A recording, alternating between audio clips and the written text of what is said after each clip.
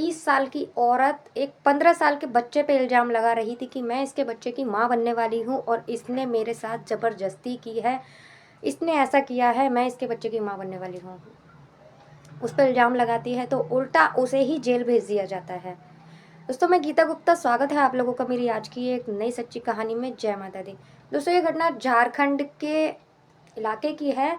वहाँ एक औरत होती है, उसका नाम सीमा होता है, जो कि 30 साल की होती है। उसकी शादी होती है, जो कि ससुराल में उसके सास ससुर नहीं होते, खाली उसका पति ही होता है।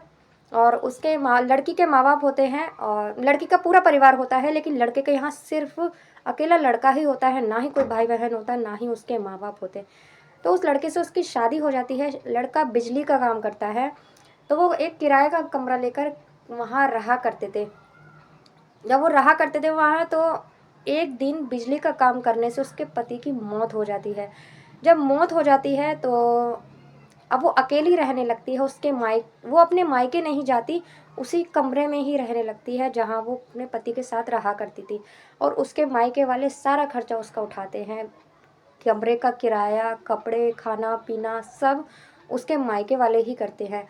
लेकिन उसकी नज़र हमेशा दूसरे आदमियों को फंसाने के चक्कर में लगी रहती है। कभी किसी लड़के पे नज़र डालती है, कभी किसी लड़के पे। उस औरत की आदत ऐसी होती है। तो पड़ोस में ही एक लड़का रहता है 15 साल का, जिसका नाम आशीष होता है। उसकी उस पर नज़र पड़ती है और उसको कोई सामान मंगाने के बहाने से अपने पास बुलाती है और उसको कहती है, बेटा मुझे ये सामान ला कर दो। वो आंटी आंटी बोलकर उसे सामान लाके दे देता है। जब वो लाके दे देता है तो उसे चीज़ भी इसके जरिए उसे लालच देती है। वो बच्चा उसके यहाँ आने लगता है रोज़। जब वो आने लगता है, पड़ोस में बच्चे होते हैं, आ ही जाते हैं, वो बच्चा भी आने लगता है। तो उसके संग वो ज़बरदस्ती कैसे भी करके उसके संग संबंध बनाने लगती है और बच्चा भी उसके यहाँ ही ज़्यादा रहा करता है, वहीं रहने लगता है। ऐसे करते करते 2-3 महीने निकल जाते हैं।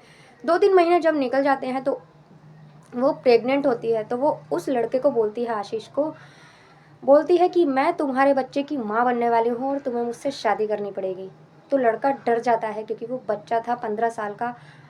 तो वो ये जब सुनता है तो उसको इस बारे में कुछ भी नहीं पता, तब वो उसके यहाँ आना बंद कर देता है। वो उसे धमकी भी देती है कि अगर तुम मुझसे शादी नहीं करोगे तो मैं ये बात सबको बता दूंगी।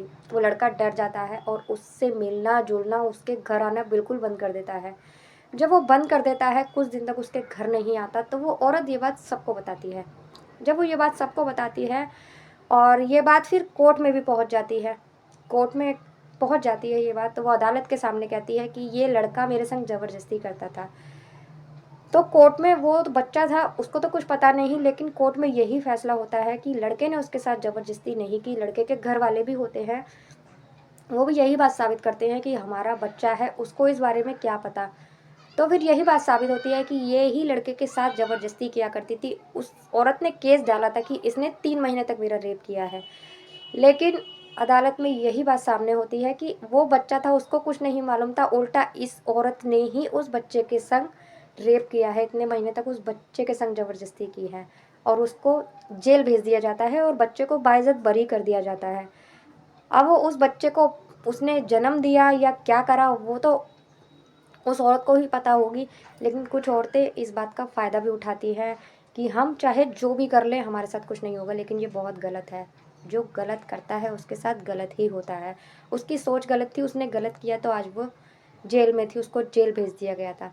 तो दोस्तों, आज की ये सच्ची कहानी आपको कैसी लगी? अगर अच्छी लगी हो तो प्लीज़ कमेंट कर बताना। मिलते हैं अगले किसी वीडियो में एक नई सच्ची कहानी के साथ। तब तक बाय बाय। जय माता दी।